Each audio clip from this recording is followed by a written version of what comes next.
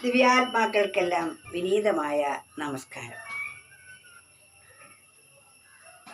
ഈശ്വരനിൽ നിന്നും സംജാതമായതാണ് മായ എന്ന് പറയുന്നത്.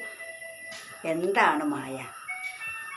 നമ്മുടെ സ്വരൂപത്തെ മറയ്ക്കുന്നതാണ് മായ. മായയ്ക്ക് രണ്ട് സ്വരൂപമുണ്ട്. മായ എന്നാൽ അജ്ഞാനം എന്ന ഒരർത്ഥമുണ്ട്. ഈ രണ്ട് സ്വരൂപം എന്താണ്? ഒന്ന് നമ്മുടെ സ്വരൂപത്തെ മറയ്ക്കുന്നു, അതിന് ആവരണം എന്നാണ് പറയുന്നത്. നമ്മുടെ സ്വരൂപം മറന്നു കഴിയുമ്പോൾ നമ്മൾ മറ്റൊന്നായി രൂപാന്തരപ്പെടുന്നു. അതിന് വിക്ഷേപം എന്ന് പറയുന്നു. ഒരു കയറിൻ കഷ്ണം വെളിച്ചമില്ലായ്മയാൽ അത് കയറാണെന്നത് മറന്നുപോയി, കാണാൻ കഴിയുന്നില്ല. കയറാണെന്നത് മറഞ്ഞുപോയി, അത് പാമ്പാണെന്ന് തെളിഞ്ഞു വന്നു. ഈ പാമ്പാണെന്ന തോന്നലിന് വിക്ഷേപമെന്നും, കയറാണെന്നത് മറന്നുപോയത് ആവരണം എന്നും പറയുന്നു. കയറിനെ മറച്ചു വയ്ക്കുകയും പാമ്പിനെ തെളിയിച്ച് കാണിക്കുകയും, അതും ഇരുട്ടിലാണ് സംഭവിക്കുന്നത്. വെളിച്ചത്തിൽ കയറ് മറയുകയോ പാമ്പ് തെളിയുകയോ ചെയ്യുകയില്ല. കയറിനെ കയറായും പാമ്പിനെ പാമ്പായും ഗ്രഹിക്കുന്നതാണ് വെളിച്ചത്തിൻ്റെ സ്വഭാവം. കയറുന്നത് സത്തായും സത്യമായും ഉള്ളതായും, പാമ്പെന്നത് അസത്തായും വേണം നാം മനസ്സിലാക്കാൻ. അങ്ങനെ അത് രണ്ടും തോന്നാൻ കാരണം ഇരുട്ടാണ്. അതുപോലെ നമ്മൾ ആ പരമാത്മസത്തയായിരിക്കുന്ന നാം ഓരോരുത്തരും എൻ്റെ യഥാർത്ഥ സ്വരൂപത്തെ മറയ്ക്കുകയും ആ മറച്ചതിന് ആവരണമെന്നും ഞാൻ ദേഹമാണെന്ന് ധരിച്ചത് വിക്ഷേപവുമാണ്. ഇത് രണ്ടും അജ്ഞാനത്തിൽ നിന്ന് ഉണ്ടായതാണ്. കയറിനെ മറച്ചതും പാമ്പിനെ തെളിയിച്ചതും ഇരുട്ടാണല്ലോ. അപ്രകാരം നമ്മുടെ യഥാർത്ഥ സ്വരൂപം മറന്നുപോയതും നമ്മൾ ദേഹമാണെന്ന് തെറ്റിദ്ധരിച്ചതും അജ്ഞാനം കൊണ്ടാണ്.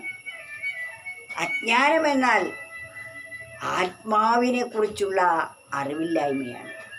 തൻ്റെ യഥാർത്ഥമായ സ്വരൂപത്തെക്കുറിച്ചുള്ള അറിവില്ലായ്മയ്ക്കാണ് അജ്ഞാനം എന്ന് പറയുന്നത്. ആത്മാവിനെക്കുറിച്ചുള്ള അറിവ് ആര് നേടുന്നുവോ അവരാണ് ജ്ഞാനികൾ എന്നാണ്. നാം ജ്ഞാനികളാവണമെങ്കിൽ, നമ്മുടെ അജ്ഞാനമാകുന്ന ഇരുട്ട് നീങ്ങണമെങ്കിൽ നാം സ്വന്തം സ്വരൂപത്തെ തിരിച്ചറിയണം. നമ്മൾ ആരാണെന്ന വസ്തുത മനസ്സിലാകുമ്പോൾ നാം ജ്ഞാനികളാകുന്നു. നാം യഥാർത്ഥത്തിലുള്ള നമ്മെ മറന്നു കഴിയുമ്പോൾ നാം അജ്ഞാനികളുമാകുന്നു. ഇരുട്ടാണല്ലോ ഇതിനെല്ലാം കാരണം. അതുപോലെ അറിവില്ലായ്മയാണ് ഇതിനെല്ലാം കാരണമായിരിക്കുന്നത്. അതിനാൽ നാം ഈശനും മായയ്ക്കും രണ്ടല്ല ഒന്നത്രേ, ഈശന്റെ ഇച്ഛയെ മായതൻ ചേഷ്ടകൾ.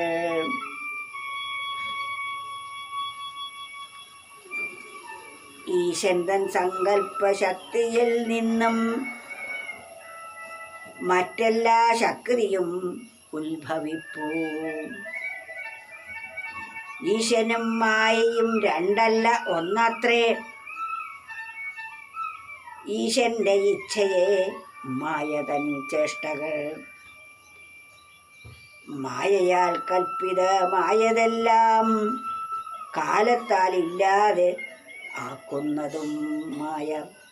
മായയുടെ പ്രവൃത്തി എന്തൊക്കെയാണ് എന്ന് വ്യക്തമാക്കുകയാണ്. ഈശനും മായയ്ക്കും രണ്ടല്ല ഒന്നത്രേ. ഈശനും മായയും, ഈശൻ എന്ന് പറയുന്നതും മായ എന്ന് പറയുന്നതും രണ്ടല്ല, ഒന്ന് തന്നെയാണ്. ഈശനും മായയും രണ്ടല്ല, ഒന്നത്രേ. ഈശന്റെ ഇച്ഛയെ മായതൻ ചേഷ്ടകൾ. ഈശന്റെ ഇച്ഛയ്ക്കനുസരിച്ചാണ് മായ പ്രവർത്തിക്കുന്നത്. ഒന്ന് ആലോചിച്ച് നോക്കും. ആ നിർഗുണവും നിരാകാരവും ഒരിന്ദ്രിയം കൊണ്ടും അറിയപ്പെടാൻ പറ്റാത്ത സർവശക്തനും സർവവ്യാപിയുമായിരിക്കുന്ന ആ ശക്തി വിശേഷത്തിനാണ് ഇവിടെ ഈശൻ എന്ന് പറയുന്നത്. ആ ഈശന്റെ ഇച്ഛയ്ക്കനുസരിച്ചാണ് ആ യഥാർത്ഥ സ്വരൂപത്തിൽ നിന്ന് മറ്റൊന്നായി രൂപാന്തരപ്പെട്ടത്. അത് ഈശന്റെ ഇച്ഛയാണ്. അതിൽ നിന്നുണ്ടായതാണ് മായ. ഈശനും മായയും രണ്ടല്ല, ഒന്നത്രേ. ഈശന്റെ ഇച്ഛയെ മായതൻ ചേഷ്ടകൾ.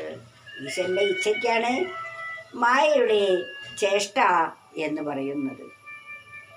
മായയാൽ കൽപ്പിതമായതെല്ലാം മായയ്ക്ക് വിധേയമായിക്കൊണ്ട് രൂപാന്തരപ്പെട്ടതെല്ലാം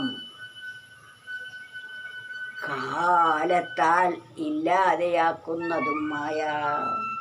കാലം കൊണ്ട് അതിനെ നശിപ്പിക്കുന്നതും അതേ മായ തന്നെയാണ്.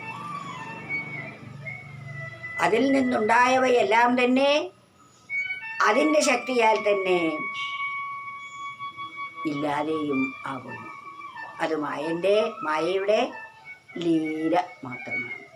ഇവിടെ സൃഷ്ടി എന്നതും ജീവിതമെന്നതും അതുപോലെ സംഹാരമെന്നതും ഈശ്വരൻ്റെ ഒരു ലീലയായിട്ടാണ് കണക്കാക്കുന്നത്.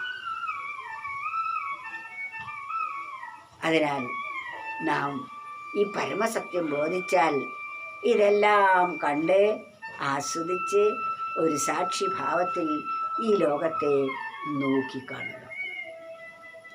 അതിന് കഴിയുന്നവരാണ് ജ്ഞാനികൾ എന്ന് പറയുന്നത്. അവർ ഈശ്വരനിൽ നിന്നും വേറെ അല്ലതാനും. അവരും ഈശ്വരനും ഒന്ന് തന്നെ. ഈശ്വരൻ സർവത്തിനും സാക്ഷിയായി വർത്തിക്കുന്നു. അതിൽ നിന്നാണ് ഇതെല്ലാം ഉണ്ടായതെങ്കിലും ഇതിൻ്റെ ചേഷ്ടകൾ ഒന്നും അതിന് ബാധകമല്ല. ഇത്തരത്തിൽ വേണം ഇതിനെ നാം മനസ്സിലാക്കാൻ. ഈശൻ തൻ സങ്കല്പശക്തിയിൽ നിന്നും മറ്റെല്ലാ ശക്തിയും ഉത്ഭവിപ്പൂ. ഈശനും മായയും രണ്ടല്ല, ഒന്നത്രേ. ഈശന്റെ ഇച്ഛയെ മായതൻ ചേഷ്ടകൾ. മായയാൽ കൽപ്പിതമായതെല്ലാം കാലത്താലില്ലാതെ ആക്കുന്നതും മായ.